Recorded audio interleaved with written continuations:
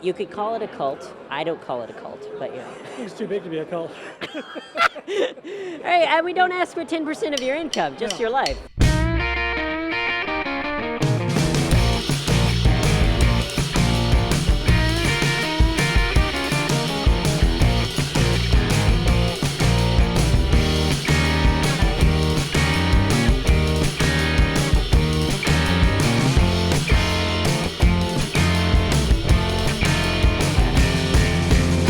Been a downhill descent into degeneracy. I mean, look at me now.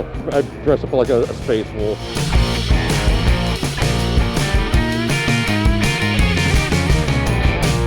Hi, I'm Dylan, and this is Not Exactly Normal.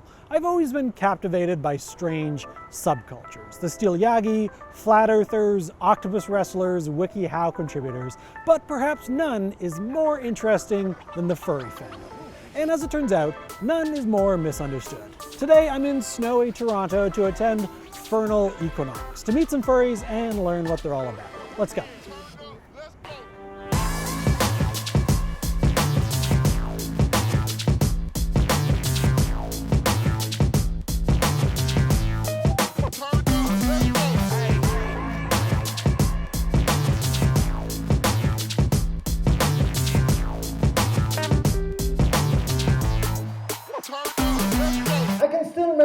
What my mother said when she first found out I was a furry. What do you want to be associated with those clowns who go around mocking animals? But then she said that she was afraid that I wouldn't get a job if people found out I was a furry because they think I was a freak. Well, I'm working for national defense, ain't I? Also, one of my sisters said that one day I was going to get beat up and left for dead in an alley somewhere. Okay.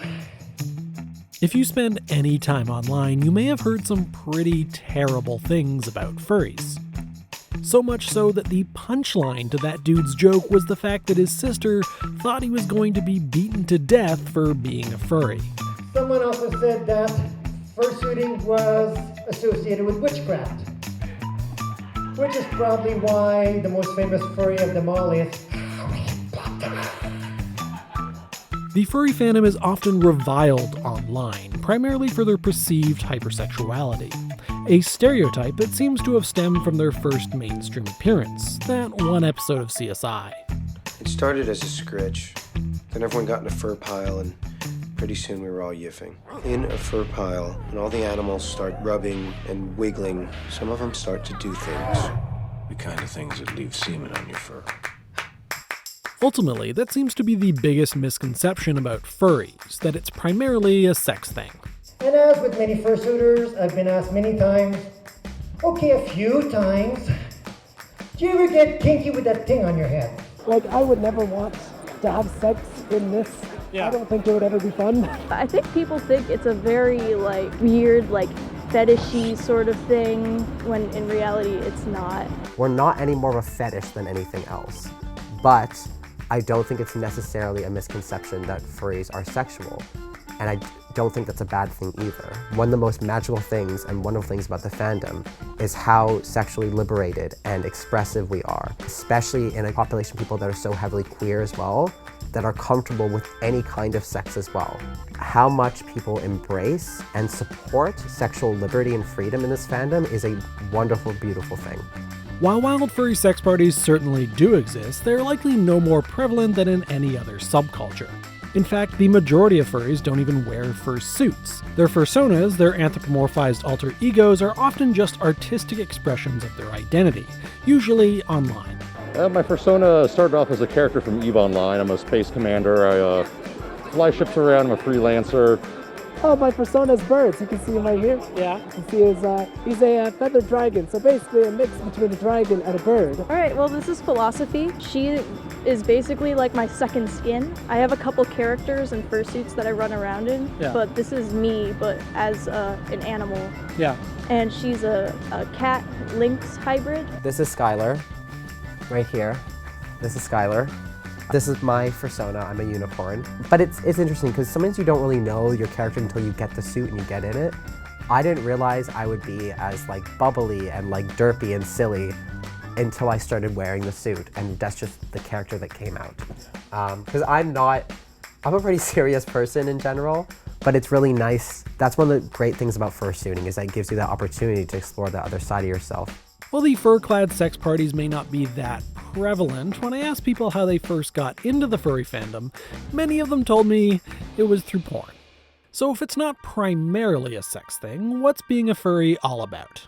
Community, definitely. Yeah. Like friends that I've made will last a lifetime. It's amazing. The community in general. I love seeing everybody and the artwork going on here. We just all want to get away from work and have a good time with our fellers. So I just love the energy and like going around and talking to people and getting this creative buzz every time I go to a convention. Yeah. It's really fun. It gets me so pumped and motivated. Just getting to be around all these amazing people who are so accepting and so wonderful and just so nice. Furries are so nice. I don't think we realize how abrasive we've become, like, as a society. And you think that like just like a greeting as a hug is considered weird anywhere else, right? Like if I just meet somebody at FurryCon, you hug them. It's standard, right? And it's just so nice to have that kind of just immediate bond with anybody that you walk around with.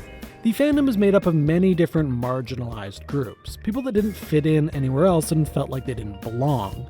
They turned to the fandom looking for community and were accepted with open arms. people come from all kinds of different backgrounds, really. It's really surprising to see people come from all walks of life, and they all, I mean, you got people that are your average Joes to all the way up to CEOs. Yeah. I love how neurodiverse this population is and how people don't judge people who have different, you know, who may have autism or may have extreme anxiety or panic disorders or ADHD and things like that. Being such a diverse mix of people, furries live at the intersection of a lot of different interests.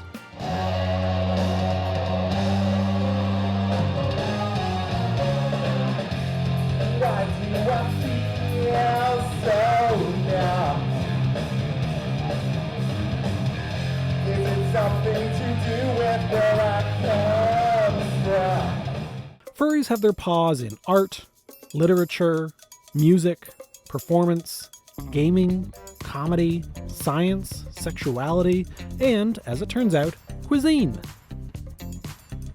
Having seen all the fun that everyone was having, I decided that I had to try it out. Ready?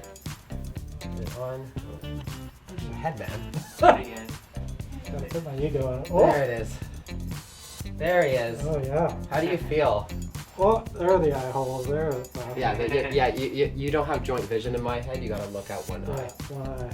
Looks pretty great. Look at yourself in the mirror. Oh my god, it's so hard to like. It's heavy. It's funny, like everyone looks so tall wearing these, and I totally see why. I've gained like 5 inches. While it didn't awaken anything in me, I do understand the appeal, at least more so than before. The costumes are quite detailed. They're handmade and substantial, not to mention expensive. They can cost thousands of dollars. Though while the fandom prides itself on diversity, it's a lot of foxes and dogs. While I do think that they can be pretty cute, to me they look like real-life cartoon or anime characters, they do need to do something about the eyes. There's something about those cold, lifeless eyes on such animated bodies that creeps me right out. When you put one of the costumes on, you're immediately transformed into a cartoon character. Any trace of your former self is gone.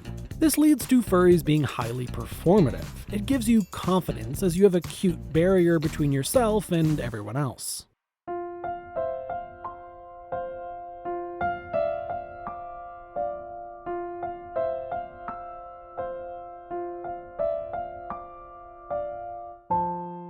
This is a lot of fun.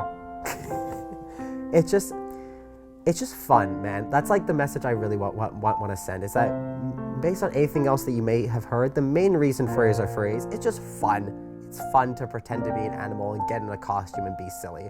That's the main reason we do it. You heard about sex and you heard about this and heard about like supporting this diversity and that, but the main reason to do it is it's just fun.